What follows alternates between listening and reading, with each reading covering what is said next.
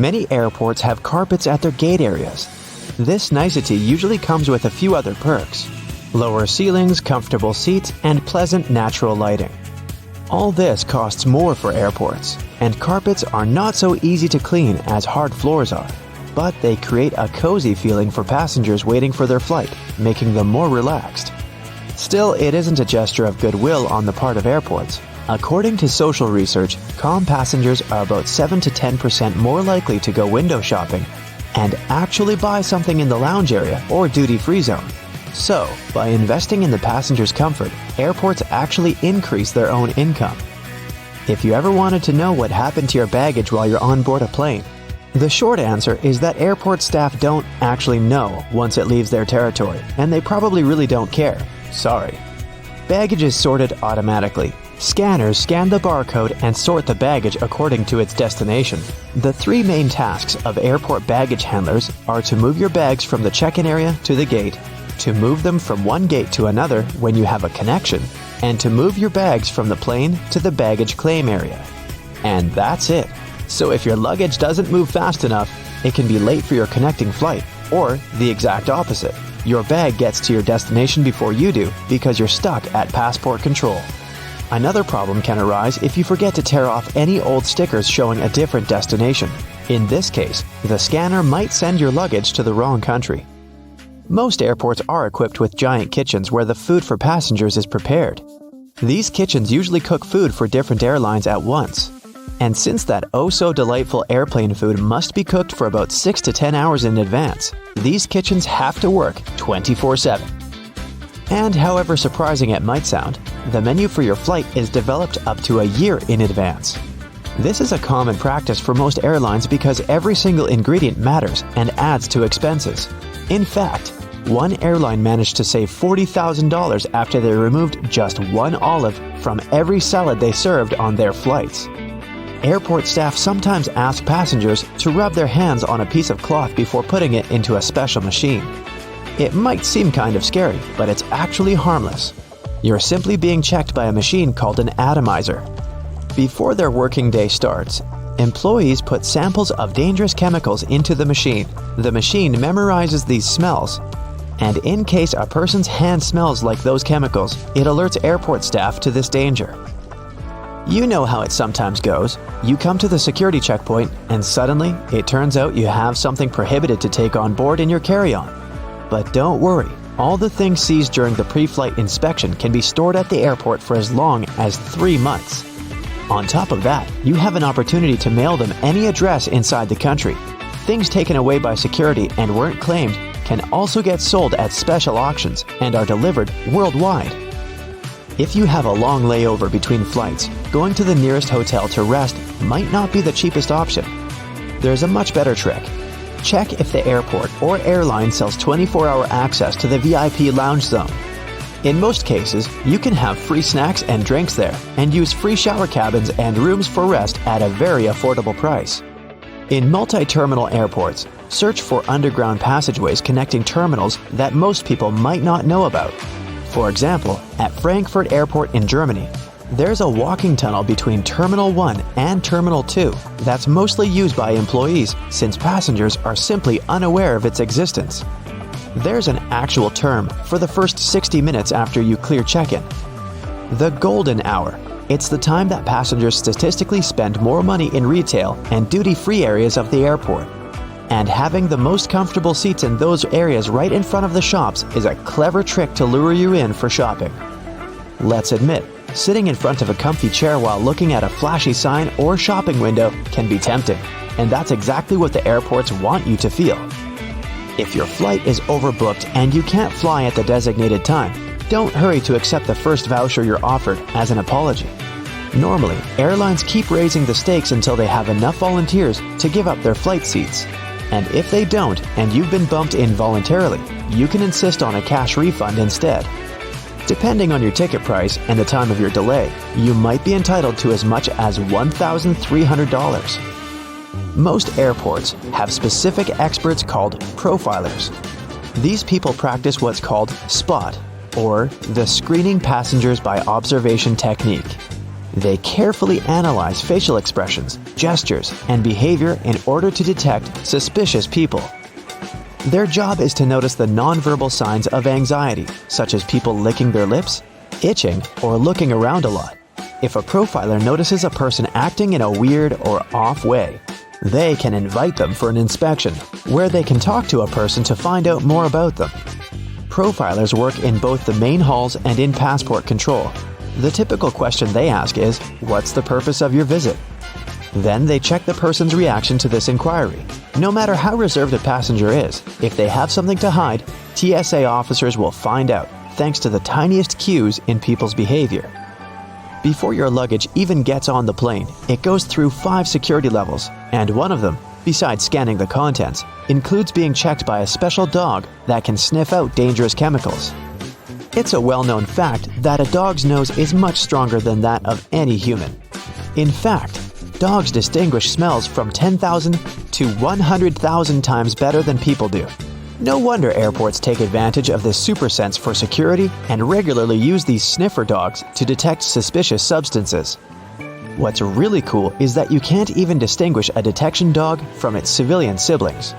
Unlike police dogs, the ones working at airports aren't trained to frighten or intimidate people. The most popular sniffer breeds are golden retrievers, labs, and German short-haired pointers. Charging your phone at a specifically designated spot can look convenient, but it's not really safe. If the charging station only allows you to plug in your cord, you might get malware installed on your phone with you none the wiser. The only safe way to charge your phone or tablet is to find an electric socket and use it with your own charger. Same goes for free airport Wi-Fi, apart from the airports requiring you to authenticate yourself more often than not. Someone can easily access your data while you're using an unprotected Wi-Fi hotspot. It's safer to use your mobile data, but if you absolutely have to use the airport's Wi-Fi, best clear or encrypt all your important data on your device. It might be exasperating to take your laptop out of your carry-on at the security check every single time. But the airport staff need to have a clear look at your device to make sure nothing is concealed inside.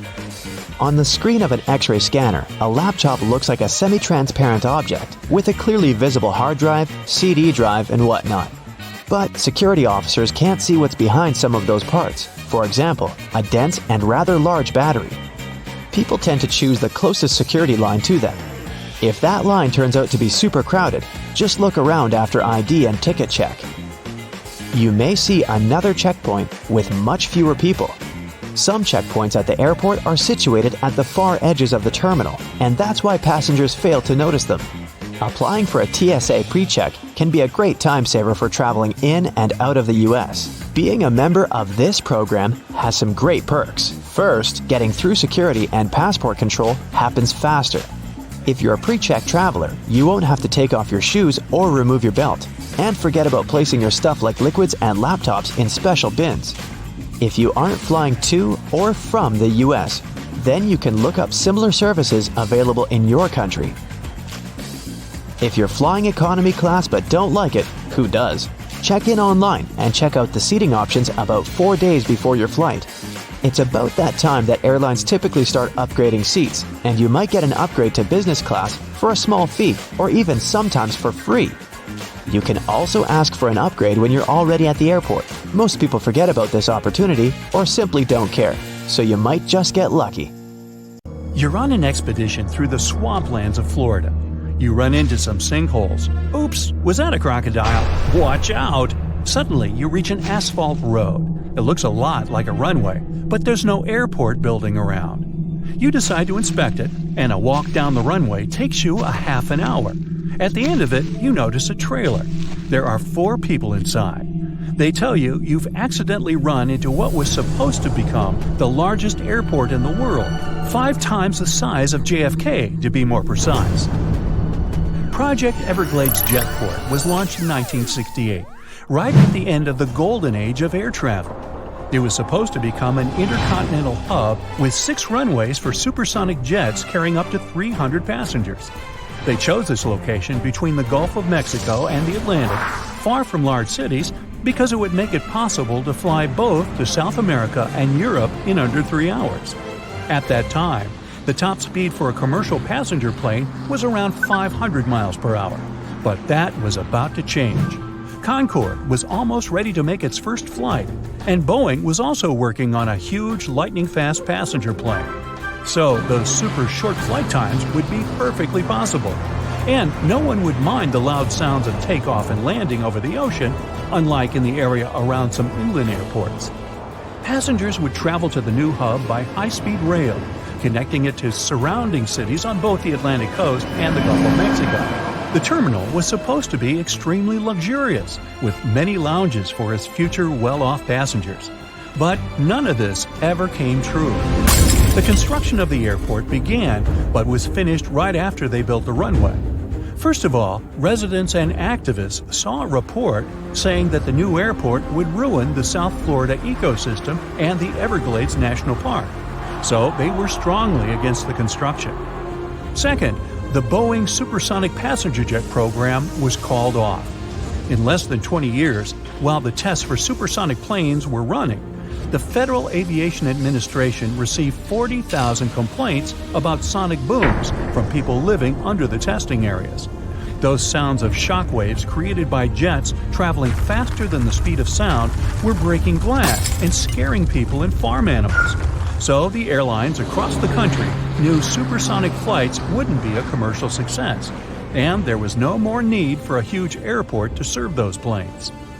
The finished runway was used for training pilots for years. It's long enough to land Boeing 747s and is in an isolated location, so it was perfect for those purposes. Then, as flight simulators became way more advanced and pilots didn't need to practice there anymore, the unfinished airport started serving general aviation aircraft. Even on its busiest days, it doesn't get more than a dozen takeoffs and landings a day. So, the staff of 4 people works here from 8 a.m. to 5:30 p.m. every day. Sometimes they use the airport for car races. On the other side of the world, what used to be an airport of prime importance is now a ground for picnics, festivals, and fashion shows. You can also go skateboarding and fly some kites on the runways of the former Tempelhof Airport in Berlin, Germany. It was the world's largest building until the Pentagon was finished. It was also the first airport in the world to have an underground railway. The site of the airport belonged to the Knights Templar in medieval times, and that's how it got its name. The 1920s were its prime time. Closer to the end of its service, mostly small commuter aircraft used the airport until it was shut down in 2008. Floyd Bennett Field in New York is now also living its new life as a ground for cycle races and stargazing with the Amateur Astronomers Association. It used to be New York's first municipal airport in the 1930s. American aviation pioneer Amelia Earhart used to land here.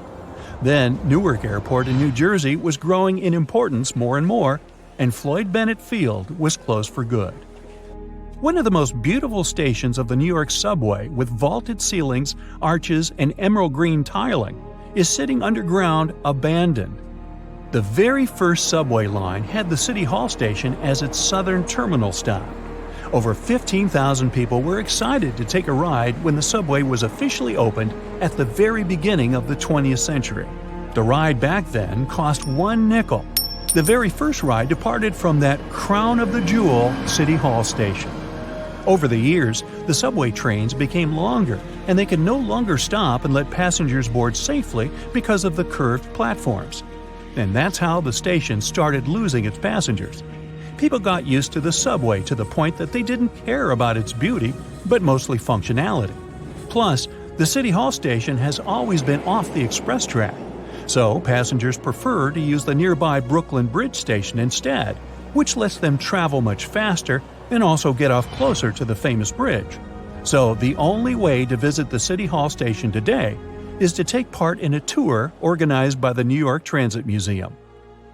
No trains at all depart from the great abandoned train yard in Bolivia for at least 80 years. You'll find over 100 train cars not far from Uni. It used to be an important transportation hub for the region for a long time because of its good location between major cities in Chile, Bolivia, and Argentina. The hub played an important role in transporting minerals to the Pacific ports. By the middle of the 20th century, the mines had been exhausted of resources and shut down. The trains were left to rust in the salt flats. The beautiful steel trains turned into ruins in no time because of the salt winds that corroded the metal. Now the yard is a popular tourist destination. If you ever find yourself in Turkey, you might run into a Disney-style village standing empty and not finished. It cost the company in charge of the project around $200 million to build over 500 castles, around 200 fewer than they originally planned. The village of Burj al-Babas, surrounded by a magical forest, was supposed to have leisure centers, Turkish baths, some luxurious shops, and other entertainment for its inhabitants from all around the world. The people were happy to invest money in the future royal-like life, but then an economic crash hit the country. The buyers were worried about the future of the project and pulled out most of the funds. The construction company went bankrupt, and the fairy tale village stands abandoned ever since. In the middle of the 20th century, a man in the Turkish region of Cappadocia was renovating his house and then noticed that his chickens had started to disappear for good. He decided to solve the mystery, so he did some digging and found a dark passage going underground. It turned out to be one of 600 entrances other homeowners found leading to a whole abandoned underground city. It was large enough to fit around 20,000 people and had a complicated system of 18 levels. Archaeologists found that it wasn't just a bunch of tunnels in the dark, but had all the signs of civilization. There were schools, kitchens, dry food storage, cattle stables, and many dwellings down there. There was even a complex ventilation system and a protected well to provide air to breathe and fresh water for everyone. The city was first mentioned in writing in 370 BCE. It was most likely built as a shelter from natural disasters and enemies. Cappadocia was the perfect place to build a place like this because there's no water in the soil and the rocks are easily moldable. What's up? Feeling anxious while landing? Hey, there's no need to worry, even if you land in such a particular place as Bhutan. Thing is, the terrain here is so extreme, it makes it super complicated to land. What's interesting about flying there is that there are really few pilots out there who are certified to land in Bhutan. Yeah, zigzagging toward the ground sounds like a real quest. Bhutan Paro International Airport is often named one of the world's most dangerous airports. In the whole world, there are only 2 airlines that fly to this airport. About 10 years ago, there were only 8 pilots who were permitted to fly there, but today the number is a bit bigger. But even so, there's something even tougher than Bhutan Paro International Airport. Seems like the Tenzing Hillary Airport in Lukla, Nepal has every possible danger. Short runway, super powerful winds, mountainous terrain, this place has it all. The runway here is only 1,729 feet long. Just for comparison, a regular runway in most airports is about 10,000 feet long or even more. Now, many airports have carpets in their gate areas. This nicety usually comes with a few other perks: low ceilings, comfortable seats, and a pleasant natural lighting. Needless to say that all those decorations cost airports a pretty penny, and carpets are not as easy to clean as hard floors are. But the key thing here is that they create a cozy feeling for passengers waiting for their flight, making them feel more relaxed. Well, sorry to break it to you, but it's not only meant to make you feel good. According to social research, calm passengers are about 7 to 10% more likely to go window shopping and actually buy something in the lounge area or duty-free zone. So, by investing in the passenger's comfort, airports are likely to increase their own income. Hey, as for spending money in the airport, there's an actual term for the first 60 minutes after you clear check-in: the golden hour. It's the time when passengers statistically spend more money in retail and duty-free areas of the airport. And having the most comfortable seats in those areas right in front of the shops is a clever trick to lure you in for shopping. Let's admit it, sitting in a comfy chair while looking at a flashing sign or shopping window can be tempting, and that's exactly what the airports want you to feel. You know how it sometimes goes? You get to the security checkpoint, and suddenly, it turns out you have something prohibited to take on board in your carry-on. Bye-bye water bottle. Actually, you have an opportunity to mail them to any address inside the country. As for the unclaimed baggage, it's usually stored for about 60 days. Things taken away by security and not claimed can also get sold at special auctions and are delivered worldwide. Most airports have specific experts called profilers. These people practice what's called spot, or the screening passengers by observation technique. They carefully analyze facial expressions, gestures, and behavior to detect suspicious people. Their job is to notice the nonverbal signs of anxiety, such as people licking their lips, itching, or looking around a lot. If a profiler notices a person acting in a weird or off way, they can invite them for an inspection, where they will talk to the person to try to find out more about them. Profilers work in both the main terminals and passport control. The typical question they ask is, "What's the purpose of your visit?" They then check the person's reaction to this inquiry. No matter how reserved a passenger is, if they have something to hide, TSA officers will find out, thanks to the tiniest clues in people's behavior. So, you arrive at the airport already anticipating a couple of weeks away from work and all your daily troubles, park your car in the lot, and then find out that it's going to cost you a small fortune to leave your car there. Why so much? Well, airport parking lots are a business just like any other. The land on which they're built, the construction of the lot itself, the maintenance of the whole thing once it's already in operation, all that costs a handsome amount of money. And somebody has to pay for it, of course. In addition, parking right next to an airport is simply convenient, which adds to the final cost. If you're not ready to dip into your pocket for a piece of extra comfort, better take a cab or have a friend drop you off. Contrails, those white trails airplanes often leave behind them at high altitudes, are easily mistaken for engine exhaust, but most are nothing more than water vapor. During a flight, moisture in the air collects in the engines before being vented with the exhaust.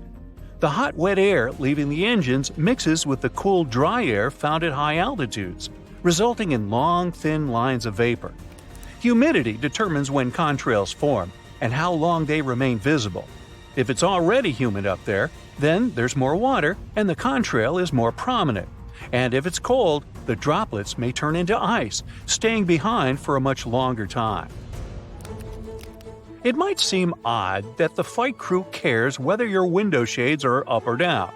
The main reason is so the passenger's eyes can adjust to the outside light.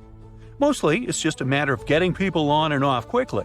But in an emergency, the last thing they want is people stopping to blink before they evacuate the plane. Another reason for all the shades to stay up when the plane is about to take off or land is for the ground crew to see if there's any trouble on board. For example, if there's a fire in the cabin, the ground crew outside will immediately notice it and act accordingly. If the shades are down, they might lose precious time to rescue the passengers and the flight crew. Looking out the window on the plane's wing, you see a small yellow double hook on it. It seems strange since it might mess with aerodynamics, but it's there for your safety.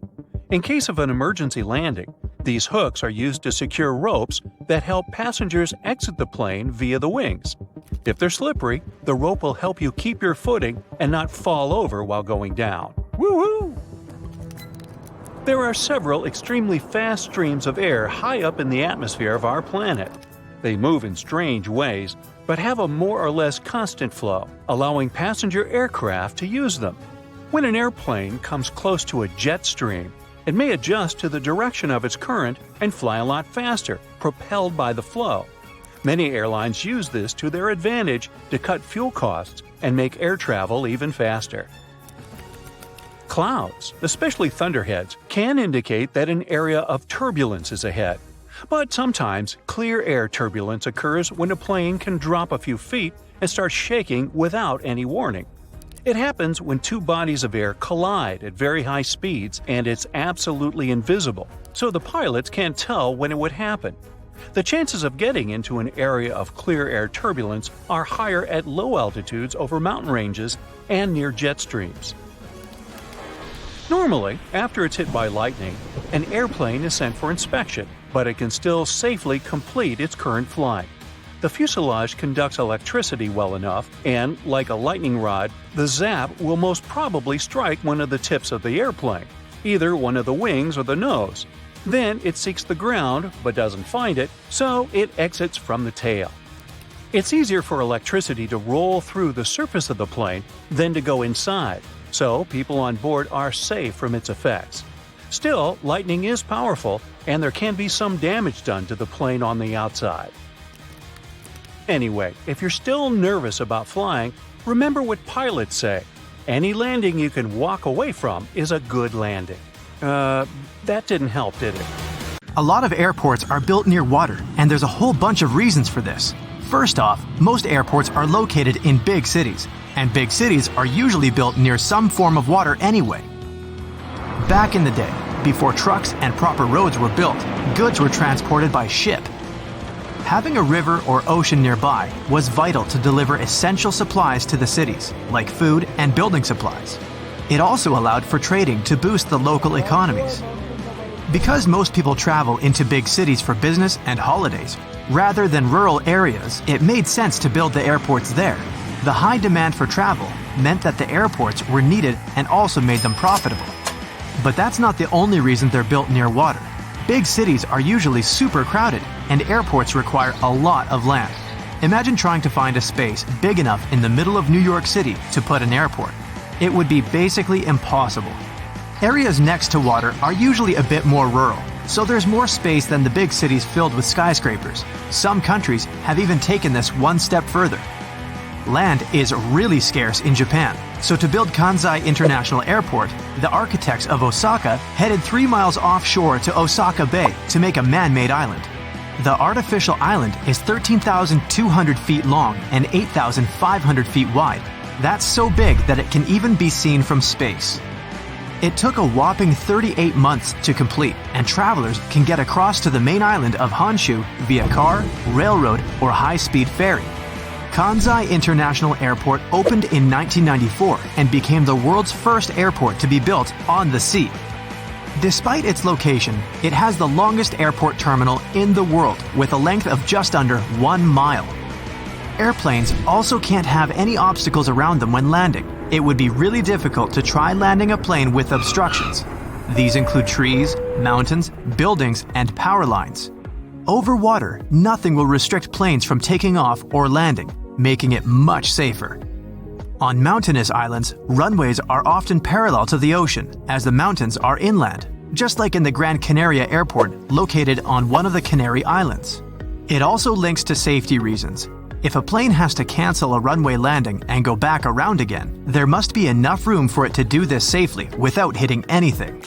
It's also got to be able to climb back up into the air at a safe angle to avoid causing problems for the passengers inside. Reaching this safe altitude is much easier, quicker, and safer by the sea, compared to big cities or mountainous areas. Speaking of failed landings, pilots are trained to deal with engine failure on takeoff. If a plane reaches the right speed for takeoff, it has to leave the runway, even if the engine fails.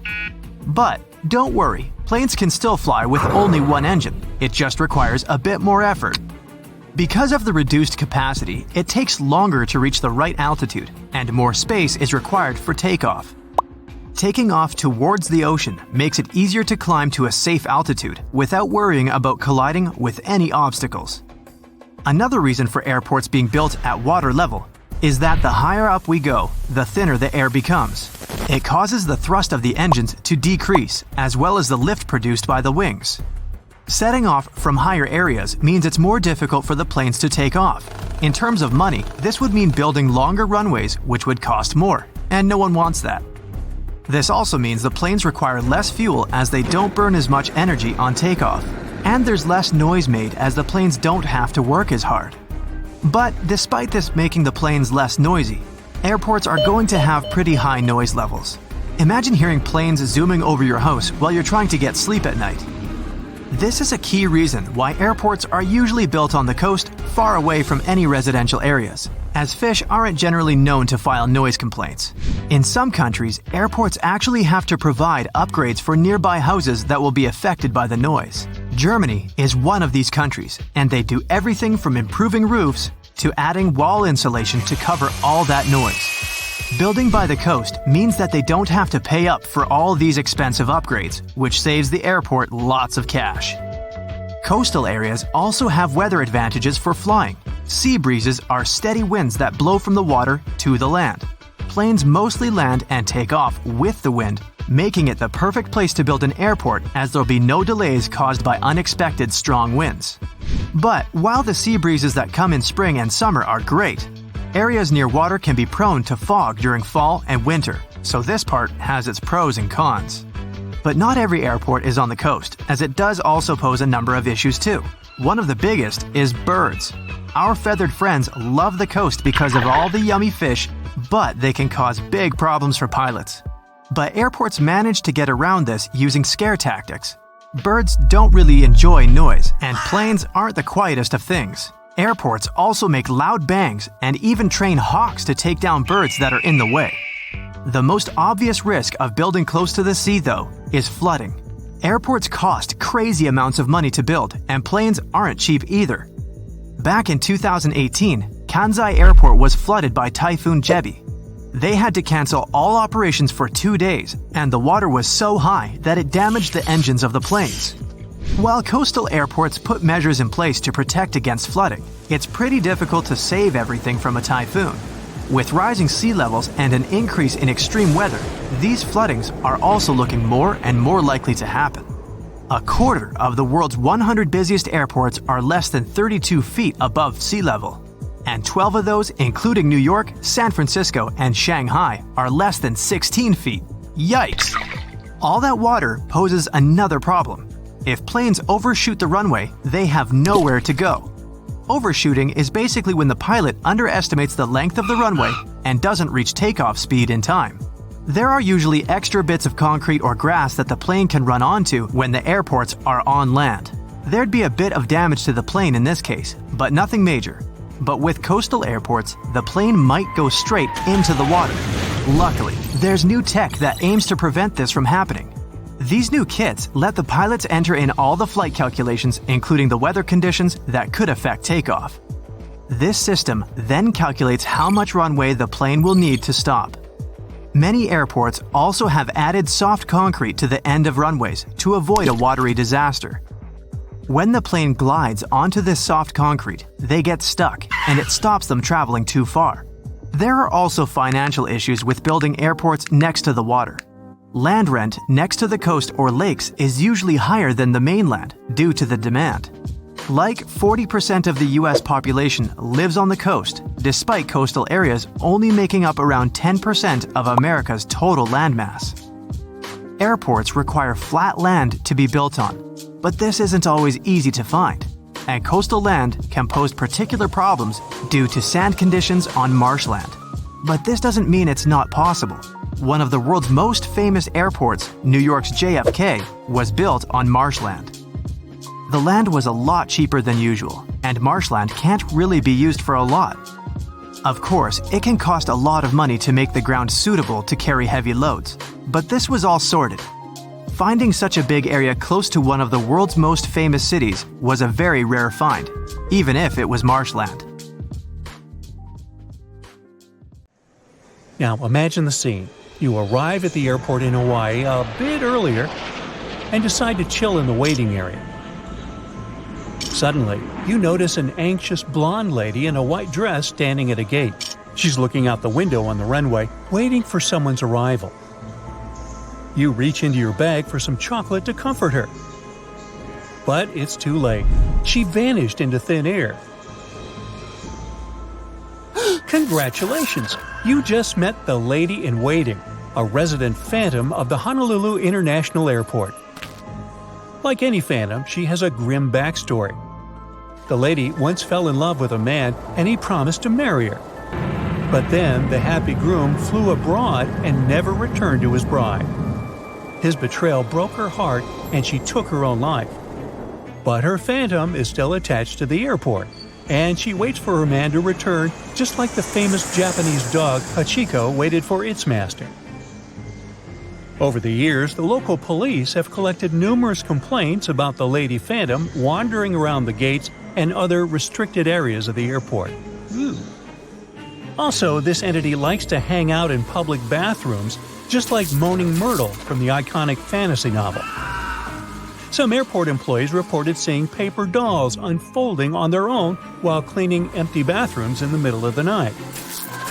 In some cases, toilet seats slam shut and toilets flush by themselves. However, it's unlikely to surprise anyone since many public bathrooms have automatic flushing. Unfortunately, this urban legend doesn't clarify the way to release the heartbroken phantom. But at least this story is a good reminder to think twice before you make any promises. And speaking of spooky ladies in white, the Kempegowda International Airport in India also has one. A pilot once noticed a weird woman in a white sari on the runway. He called the airport workers asking to help her, but she disappeared by the time the staff arrived at the spot. Numerous witnesses have seen the same phantom in other parts of the airport. The lady haunted people in the cargo department, on escalators, and even in the parking lot. According to the media, nobody knows her background or the reason why she's here. Maybe her luggage was lost and she's just trying to get it back. Today, Suvarnabhumi Airport in Bangkok is one of the busiest airports in the world. But it doesn't stop this transport hub from also holding the title of the most haunted place in Thailand. Although imagination tends to draw something old and dusty when we hear the word haunted, Suvarnabhumi is relatively new. It started operating in 2006, but it turned out that the land under the airport used to be an ancient burial site. Work crews had to drain a marshland called Cobra Swamp to prepare the land plot for building. And mysterious events began to occur from the very first days of work. Wailing, creepy screams, and even classic music came out of nowhere. Some builders refused to continue construction because they were too scared of evil forces. The locals believed that they had angered the entities who were sleeping beneath the new airport. That's why 99 Thai monks were invited to perform a ritual. Together, they chanted for 9 weeks to clear all the bad vibes. The ceremony was almost finished, but suddenly a random man interrupted the monks and claimed to be possessed by one of the local entities. His message was pretty clear. You should build a proper spirit house to guarantee the smooth operation of the airport. Having said that, he fainted. Later, the guy woke up feeling normal and conscious. Well, the airport authorities decided to fulfill the mysterious request. Spirit houses are part of Thai traditional beliefs. Landowners build nice tiny shrines to establish friendships with invisible entities who might inhabit their plots of land. So, if you ever find yourself at the Bangkok airport, don't forget to check out this artifact, as well as the churning of the ocean, the remarkable sculptures that depict the ancient Hindu myth. The story is basically about light and dark deities working together to get Amrita, the beverage of immortality. Now, here's another reason why you should think twice before building a transport hub on questionable land. Welcome to Denver International Airport, reportedly one of the most famous haunted airports in the world. It stands on a special isolated plot of land that was considered sacred by its former residents, according to the media. People reported multiple problems and strange incidents going on at the airport from the very beginning of construction. Today, this place attracts numerous mystery hunters, and the number of urban legends around the airport multiplies. Some investigate the hidden meaning behind the local murals and gargoyles. Others believe that the giant cobalt-colored horse statue in front of the airport is haunted. That's because the sculpture, known as Lucifer, took the life of its creator, Luis Jimenez. In 2006, a piece came loose and hit the sculptor while he was finishing his work. The airport's enormous layout and remote location inspire some people to speculate that there's a secret bunker under it. In fact, It's bigger than some real cities like San Francisco, for example. But the spokesman of the airport debunked that myth, saying that this transport hub must support at least 50 million travelers a year, and thus it needs to be huge. Our next destination may inspire you to revisit the Langoliers, created by the legendary horror writer Stephen King. Although the thriller took place at King's hometown airport in Bangor, Maine, we'll be talking about the historic Chandler Airport, located in Fresno, California. This place has many abnormal stories to tell, including reports of people going through the old terminal wall. Some passengers heard disembodied voices in the airport restaurant. The kitchen staff once reported hearing a suspicious noise while cleaning up. They went to see what was going on and witnessed a plate moving across the counter and then falling onto the floor. Perhaps the invisible customer was just upset by overly high food prices. Hey, it could happen. Just like Honolulu Airport, Chandler has a resident phantom. It's an old man in the control tower. Thankfully, this guy doesn't bother anybody. According to witnesses, he's just staring at the field as if he's watching invisible aircraft take off and land. Meanwhile, the urban legend behind Savannah Hilton Head International Airport is spooky and romantic at the same time. It says the following: if you land right after sundown, you'll get the chance to see two phantoms along the north side of the runway. Now, the legend says these are the phantoms of Richard and Catherine Dotson, who used to live on the land underneath the airport.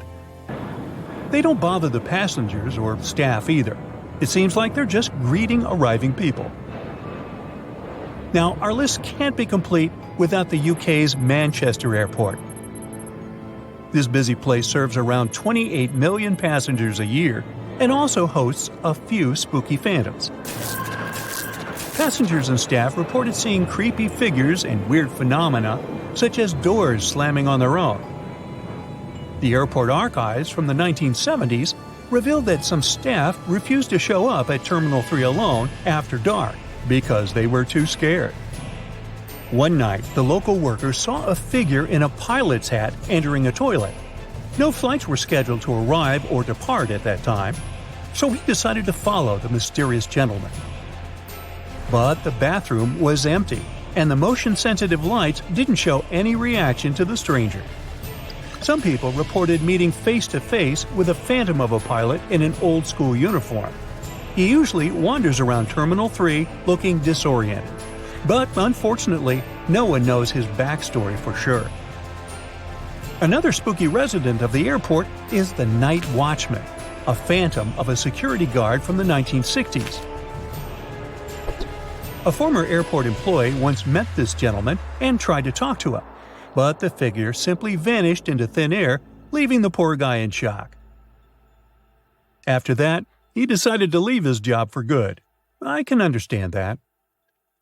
Now, flying has long become routine for many people, but even frequent flyers sometimes don't know about things you should never do on a plane. Ooh. No bare feet on a plane. It's one of the biggest no-nos of air travel. Even if we omit the topic of unpleasant odors. The airplane floor is extremely filthy. People with contagious foot problems might have been walking the aisles barefoot before you. There's likely to be a lot of dirt left after previous passengers. And don't even get me started on the floor in the lavatories. Ew. If your feet need some freedom, take off your shoes, but at least wear your socks, or bring along a pair of light slippers. Keep in mind that the pressurized air in the passenger cabin is just as dry as it is in the Sahara Desert, with only about 20% humidity. That's why your skin may feel discomfort after a flight. But wouldn't it make more sense to install several humidifiers that could add some moisture? But this extra load would cost airlines lots of money. Plus, the plane's airframe is mostly made of aluminum and other metals, and humid air could lead to corrosion. So, don't forget to bring a moisturizer and use it during the flight. Always secure your tray table as soon as the plane starts moving on the tarmac, and never lower it during the takeoff and landing. It's a security measure, which ensures that you and the other passengers will have a clear pathway in case of an emergency evacuation. Also, keep your seat in an upright position during takeoff and landing. First of all, a reclined seat can seriously slow down an emergency evacuation, since it will block a person sitting behind. What's more, the more backward you're leaning, the harder it is to get into the brace position during an emergency landing. Now try to avoid snoozing during or right after takeoff and landing. For one thing, it's not the best thing for your health. The main problem is that the air pressure inside the cabin changes very quickly during these phases of the flight. This, in turn, affects the air pressure in your ears. It's important to be alert during this time to relax and open up your ears, for example by yawning or swallowing frequency. Chewing gum works for me. If you're sleeping, you can't do this, which can lead to permanent damage. And of course, there's a safety issue. Most accidents happen during takeoff and landing. If you're sleeping during these stages, you might not be alert and conscious enough if an emergency happens. Now, this next recommendation comes from the EPA, the Environmental Protection Agency. According to them, you might want to skip on hot drinks on a plane. The water used to make tea or coffee doesn't come from bottles, it's regular tap water. And water tanks on airplanes are often old and full of bacteria. In 2004, there was a study which found that more than 12% of water samples contained harmful bacteria. But if you still decide to have a cup of hot beverage on a plane, never pour coffee or tea on your own. Flight attendants are trained to handle this task in crowded aisles of a moving airplane and won't accidentally burn you or other passengers. Now, it's probably better if you don't order Coke on a plane. The cabin pressure, so low up in the air, causes a lot of foam. For apparent reasons, flight attendants don't want to serve you a cup filled with froth. That's why they'll fill only half the cup, then wait for the bubbles to settle, and then finish pouring. That can take ages. Keep your air vent open. This way you'll minimize the spread of germs. Planes have high-quality air filters. They'll catch up to 99% of all airborne germs, so you should be safe there. But make sure to wipe that tray table. With 8 times more bacteria than the toilet flush button, it's the dirtiest place on board. Another thing you should avoid is leaning your head on the window if you have a window seat. You never know who occupied your seat before you, and, in any case, the glass is likely to be covered with germs. Say no to backless sandals and high heels on a flight. I do. There are very serious safety reasons for such a request. The first is that both these types of footwear make it very difficult to evacuate the aircraft fast. If you wear high heels, you will anyway have to leave them behind in case the crew is using emergency slides during an evacuation. The heels are very likely to damage the slide, so off they go.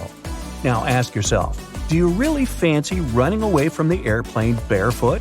I'll answer that for you. Nope. Instead, wear sturdy shoes with a solid sole. In this case, you won't find yourself standing on the hot tarmac or in the weeds without any footwear at all. Don't stuff heavy objects into overhead compartments. Your things may not stay inside during severe turbulence, and while falling out, they will injure you and other passengers. Ow! That's why, if it feels difficult to lift something into the overhead compartment, better put it under the seat in front of you or elsewhere. Now, don't blame the pilots for the hard landing. When you experience it in bad weather, it might be intentional. If the runway is covered with water or snow, the plane has to touch down hard in order to break the water layer and prevent aquaplaning. Otherwise, the water can perform the role of a lubricant, and the plane won't be able to brake or respond to any control. Deploying an emergency slide when there's no emergency is a bad, very bad idea. It can cause hour-long delays and cost airlines thousands of dollars to pack the undamaged slide back into its container. Why would someone do it? Apparently, some think it'll help them get off the plane faster. Well, they're an idiot. Don't be one yourself. Just keep in mind that it doesn't work this way. Don't ignore the instructions of the cabin crew to open window shades during takeoff and landing. This way, flight attendants can see what's happening outside, assess the situation, and act fast, organizing the evacuation. For example, if there's a fire outside one exit, they will redirect passengers toward another door. Avoid carrying spray deodorants or shaving cream in your carry-on baggage. Both these things tend to explode mid-flight and therefore aren't allowed on board the airplane. A much better idea is to choose stick deodorants. You also mustn't keep power banks in your checked luggage. And if you want to bring one on board, its capacity shouldn't be more than 20,000 milliamps. Besides, you shouldn't use them during the flight since they might catch fire.